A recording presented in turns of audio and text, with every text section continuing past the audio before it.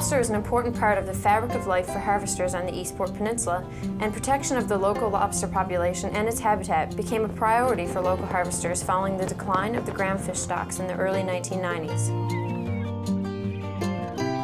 Well, years ago when people didn't have as much to do, well, the cod fishery was shut down, so every lobster license has become active, and when all the lobster licenses are active, of course, there's more effort put into it, and more effort means more abuse on the lobster stocks themselves.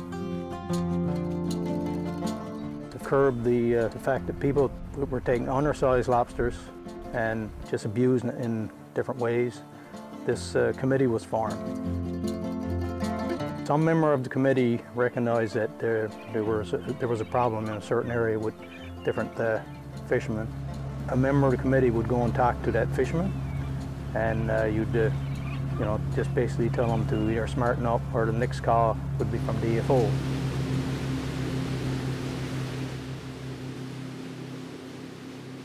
Well, once we got everything straightened out, got our closed area and everything done, we realized then that we need actually enforcement in this closed area, and we also needed science work done as well. In the fall now, when the lobster traps are out in the closed area, of course, and in the adjacent area, DFO always provides patrol, and we haven't had any problems with any traps being hauled. So obviously DFO is doing their job. The Eastport Marine Protected Area is a joint conservation effort between local harvesters of the Eastport Peninsula and the Department of Fisheries and Oceans.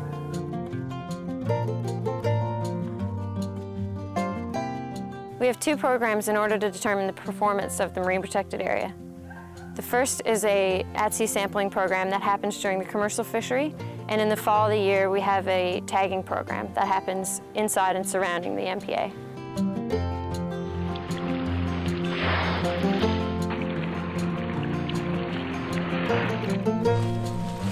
The tagging program is carried out by local harvesters using traps designed to capture lobsters of all sizes and to track changes in the size and movement of lobster around the protected area. Captured lobsters are tagged, measured, and released at each monitoring area.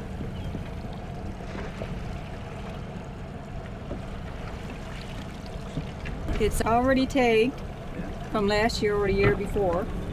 So I will record the number in this logbook and the size of the lobster, and then release it.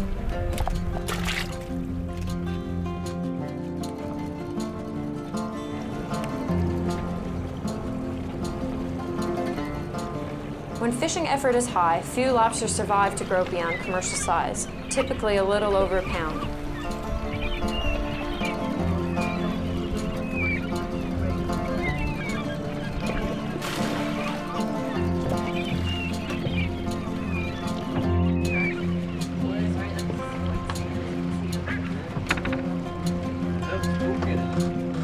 In the fall of the year, after the commercial fishery, local harvesters conduct a tagging program.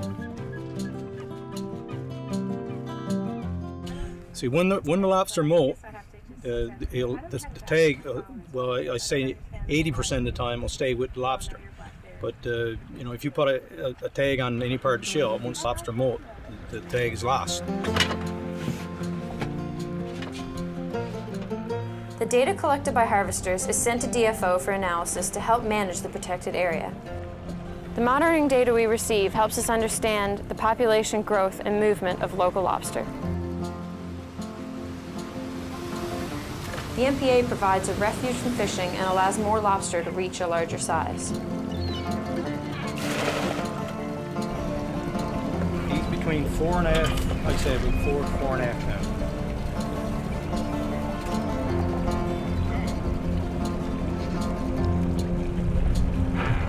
We have seen significant increases in the lobster size inside the protected area. Larger lobster have a higher survival rate and produce more eggs than smaller lobsters.